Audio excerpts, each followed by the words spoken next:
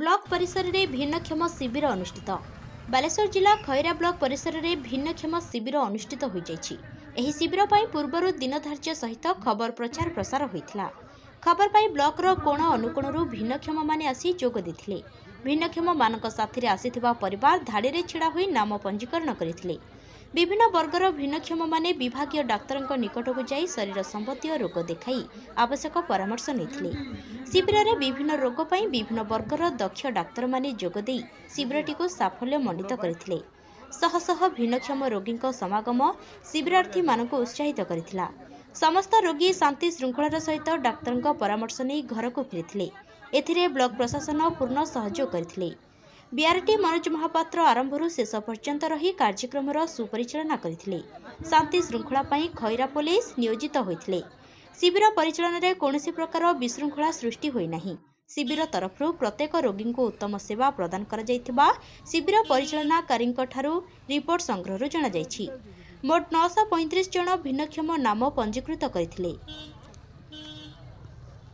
बालेश्वर नरेंद्र प्रसाद बेहरांक report, Jaydev news.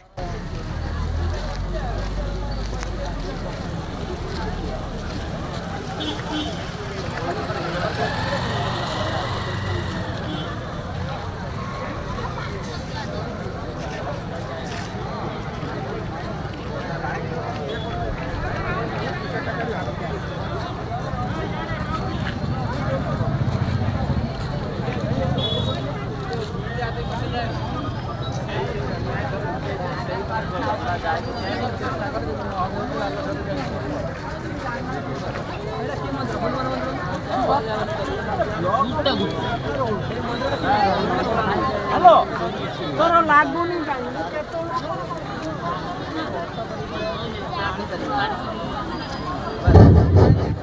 Hello hello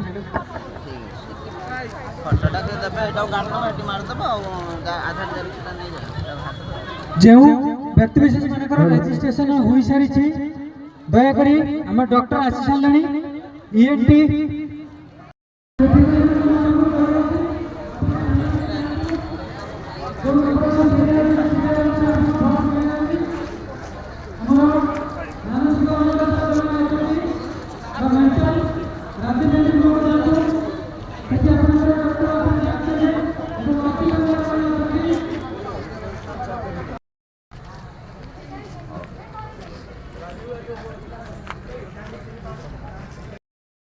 office की जातो सेठी doctor आसाले एवं मेंटल जो अछंती मानसिक अनुग्रह जो अछंती से एमआई ऑफिस की जातो एवं ऑर्थोपेडिक जो अछंती सिस्टम भवन की जातो।